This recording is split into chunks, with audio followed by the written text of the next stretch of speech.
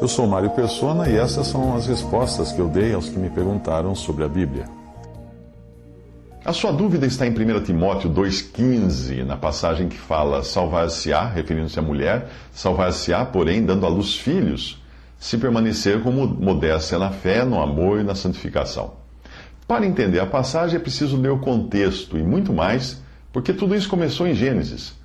Nós vamos ao contexto de 1 Timóteo 2, de 11 a 15, que diz: a mulher aprenda em silêncio com toda sujeição, não permito, porém, que a mulher ensine nem use de autoridade sobre o homem, mas que esteja em silêncio. Porque primeiro foi formado Adão, depois Eva, e Adão não foi enganado, mas a mulher, sendo enganada, caiu em transgressão. Salvar-se-á, porém, dando à luz filhos, e permanecer com modéstia na fé, no amor e na santificação. A história toda começa em Gênesis, com a queda do homem, Gênesis 3, de 1 a 6, quando diz que a serpente, a mais astuta de todas as animárias do campo, que o Senhor Deus tinha feito, esta disse à mulher: é assim que Deus disse, não comereis de toda árvore do jardim? E disse a mulher, então respondeu a serpente: do fruto das árvores do jardim comeremos, mas do fruto da árvore que está no meio do jardim, disse Deus: não comereis dele, nem nele tocareis, para que não morrais. Então a serpente disse à mulher: certamente não morrereis, porque Deus sabe que no dia em que dele comerdes, se abrirão os vossos olhos, sereis como Deus, sabendo o bem e o mal. E viu a mulher que aquela árvore era boa para se comer e agradável aos olhos, e árvore desejável para dar entendimento, tomou do seu fruto e comeu, e deu também ao seu marido, e ele comeu com ela. Juntando tudo isso, nós descobrimos que Adão não foi enganado pela serpente, que é Satanás, como fala em Apocalipse 12, 9, mas Eva sim foi enganada lá. Adão talvez não tenha desejado que a mulher fosse adiante sozinha no seu erro, por isso permaneceu ao lado dela. E nesse sentido, Adão é um tipo de Cristo, o noivo, que toma sobre si a culpa da noiva, que é a igreja, e é então castigado por isso. Por ter sido enganada, Deus quis preservar a mulher de outros enganos, mantendo-a em submissão ao marido, e evitando que ela ensine doutrina, seja ao marido, seja na reunião da Assembleia ou Igreja, como nós aprendemos também em 1 Coríntios 14, 34 a 37, que ordena que as mulheres estejam caladas nas igrejas, porque lhes não é permitido falar, mas estejam sujeitas, como também ordena a lei. E se querem aprender alguma coisa, interroguem em casa seus próprios maridos, porque é indecente que as mulheres falem na igreja. Porventura saiu dentre vós a palavra de Deus, ou veio ela somente para vós? Se alguém cuida ser profeta ou espiritual, reconheça que as coisas que vos escrevo são mandamentos do Senhor.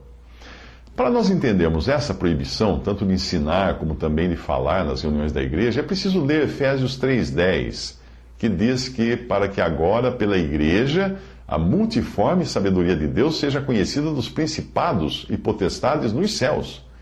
Quando a igreja está congregada, os anjos, que são os principados e potestades no céu, são assíduos espectadores, pois eles desejam conhecer a multiforme sabedoria de Deus, que o Espírito revela pela palavra de Deus que é ministrada pelos irmãos, pelos dons.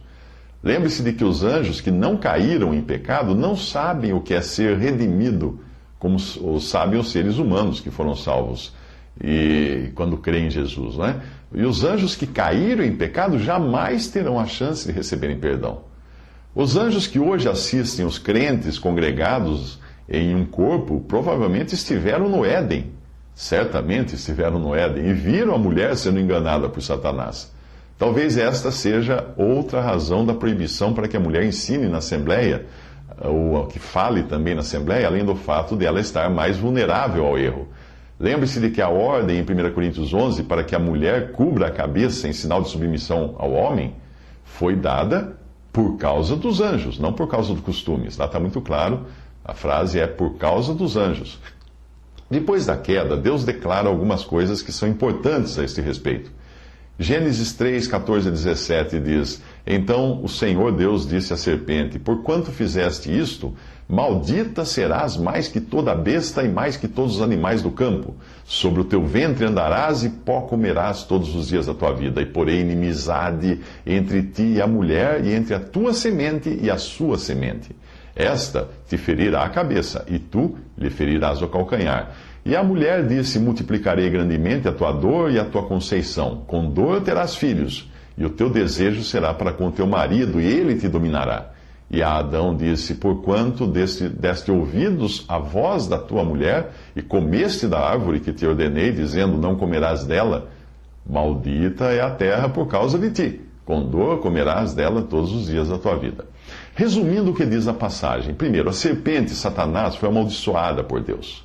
Segundo, a serpente passaria a ser inimiga da mulher. Terceiro, a serpente feriria o calcanhar da semente da mulher, que é Jesus. Quarto, a semente da mulher, que é Jesus, feriria a cabeça da serpente, na cruz. Quinto, por ter ganho um inimigo de peso, que era a serpente, Deus ordena que a mulher mantenha-se submissa ao marido. É uma forma de protegê-la. Sexto, por ter dado ouvidos à mulher no seu engano, o homem é sentenciado a sofrer para ganhar o seu sustento. Bom, agora nós podemos entender melhor o que diz 1 Timóteo. A única maneira de Deus trazer ao mundo o Salvador, aquele que esmagaria a cabeça da serpente, seria através de uma mulher que quisesse ter filhos.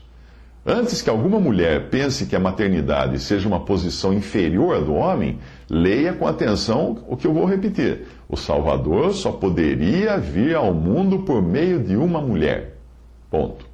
Jesus não teve pai humano, mas teve mãe humana. O homem era, por assim dizer, dispensável no processo da vinda do Salvador ao mundo. A mulher não.